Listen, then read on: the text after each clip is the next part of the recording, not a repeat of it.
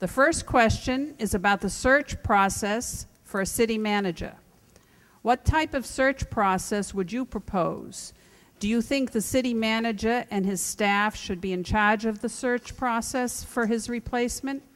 And please give 1 or 2 examples of qualities you would be seeking in his replacement. And you have... There's not. I'm hoping that we do find somebody local who already knows the city, knows the people, knows the functions of the city.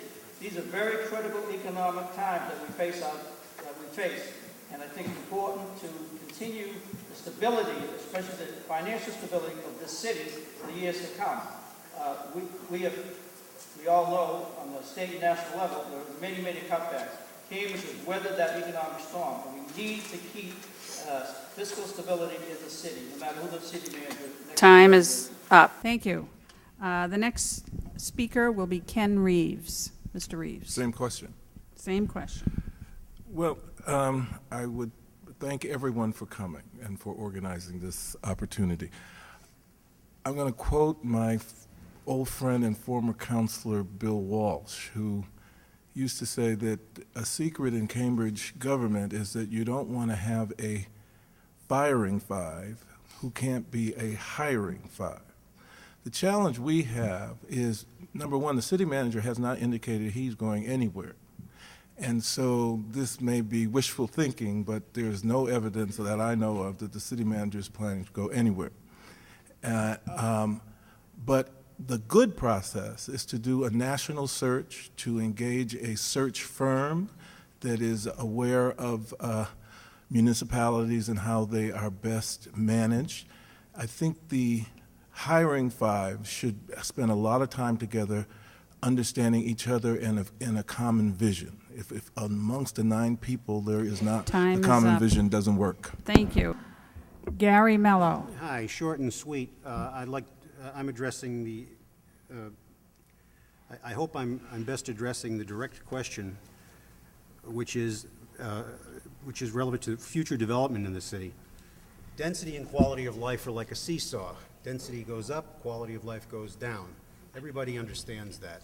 As a counselor, I promise to reject any increased density proposals anywhere in Cambridge for 2 years. Additionally, I will ask other counselors whose campaigns are direct beneficiaries of petitioners for variance in zoning changes to recuse themselves from involvement in those discussions. Bill Walsh may be gone, ladies and gentlemen, but sometimes his spirit lingers on too strongly in city council chambers. Here's the question. Please comment on the situation that arose because the city manager apparently failed to inform the council that he has funds set aside for payment in the Montero case, and the council apparently failed to keep itself informed of the manager's actions in this area. Could you comment on that? Mr. Ward. Thank you very much. There's a lot of details in this whole case. If at any point the city is sued, the city manager is charged with protecting the city and the city's coffers, which is our money.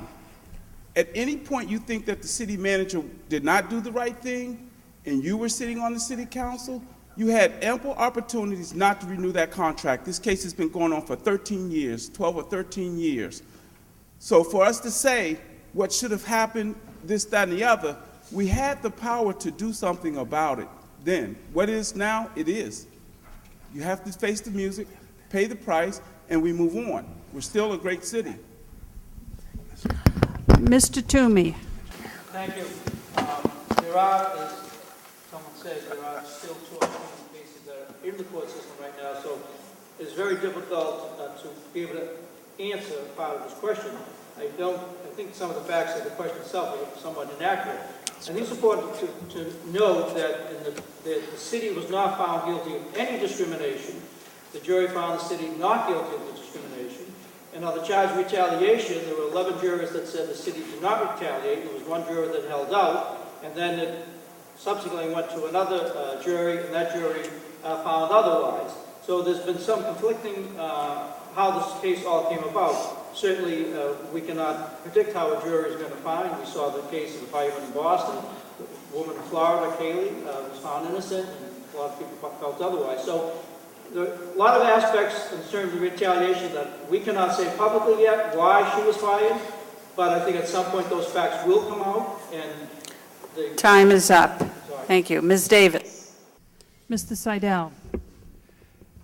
Thank you. So I just would start by saying that we know that it came from free cash because I asked the question of the manager last night during the discussion about the property tax rate, what was the status of the payment in the court case that the city just lost, and the manager decided not to appeal, and also where did the money come from, because it was my view that citizens might want to know that as well as councilors. I do think that what the council agreed on some few months ago is that the city manager is the chief executive and therefore asserts the right to make the decision about the appeal, and that the council's actual ability to derail that is somewhat limited. The manager wanted his day in court. He got his day in court, and the court told him in no uncertain terms to turn around and walk back out the door with losing verdicts on all counts. I think that message has clearly been heard by the manager, both from the court and I think from myself and my colleagues. Thank you very much. Mr. Kelly. Thank you. Obviously, you know where the money came from, and $10 million is a lot of money. The city has $10 million. It has $10 million 10 times over. So the question really isn't about the money and where the money came from and what we can do with it, because we got plenty of money. And by the way, one of the reasons we have plenty of money is because Mr. Healy runs a very tight ship, and there's a lot of development in places like East Cambridge that foot a wonderful, wonderful tax bill and give us some great things. So I don't think the question is really about the money. The question is about how we got in that position. And it's an awkward one to answer. I mean, I'm really uncomfortable with the fact that we have a major claim against the city that really questions some of the ethics of people who are doing things. You know, whether they were done in bad faith or not, I don't know. But it's an awkward thing to talk about publicly. Thank you. As stated earlier, the council did know. The council had several meetings with the city manager. As many of you know, under the charter, the council does not have the decision. The city manager has the decision-making powers under our charter. So there was a minority opinion that did not want to go forward. The minority opinion was not the one that was heard. The city manager went forward. We lost. We ended up paying. The money came out of free cash. The good news was that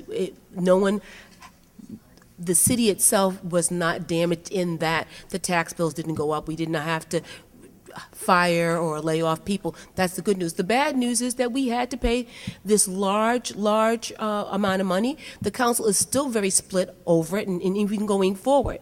The council did try to take steps to encourage the city manager to not go forward. The minority opinion was not the one that was heard. That's unfortunate. What has been said and will be continued to say is now we move forward. We're hoping that... Thank you very much. Thank you. And it's a two-part question. Only 60 seconds. Sorry. That's the charm. It seems that every new development requires rezoning and special permits for increased density and height, implying that our zoning regulations are somehow lacking. Is it time to review the entire code and perhaps revise it?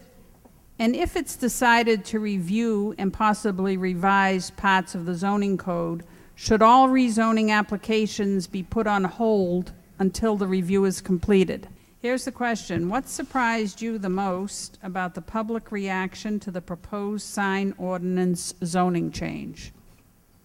Thank you.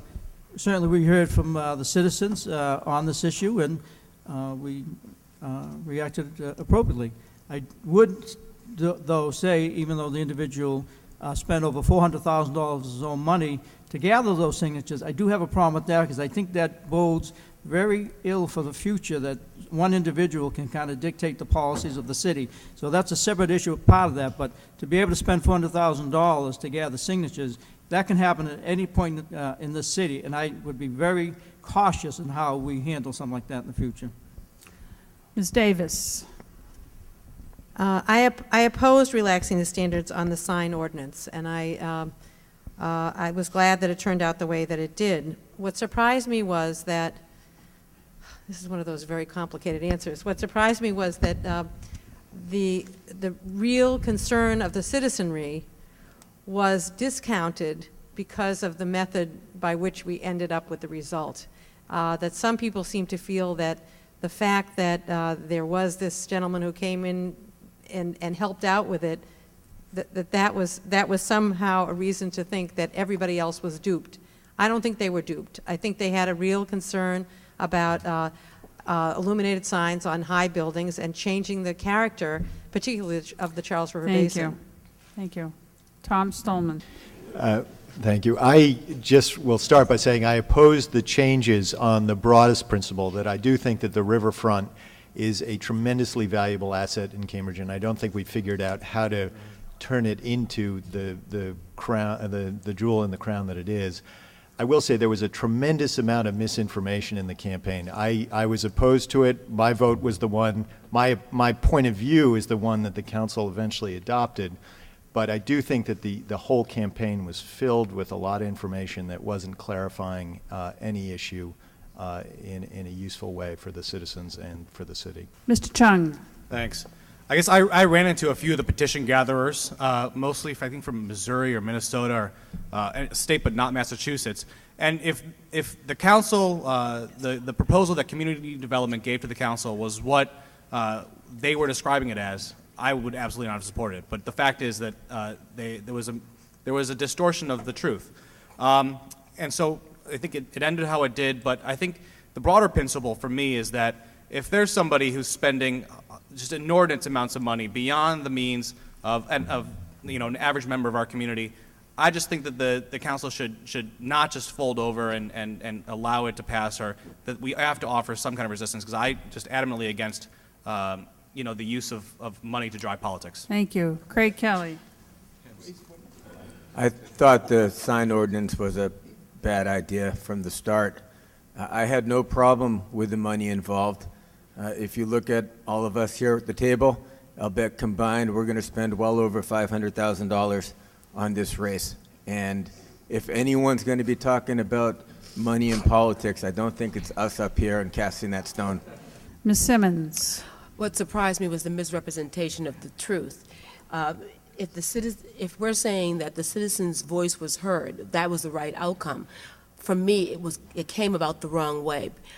The people that were gathering these signatures didn't live in Cambridge, couldn't get around. They were asking for directions on how to get a cup of coffee. So for me, I was very dismayed that people were hired to come into Cambridge to misrepresent what the actual question was. So that my surprise was the misrepresentation. Mr. Reeves. I'll take the short form. I agree totally with Councilor Chung and with Councilor Simmons. I want to use the term shocked and appalled. I find that I love Cambridge, and I want it to be the place where democracy really is exemplary, and I think to literally hire goons and fly them in here and tell lies to people about what the council was doing, it was absolutely one of the worst things I've encountered in Cambridge.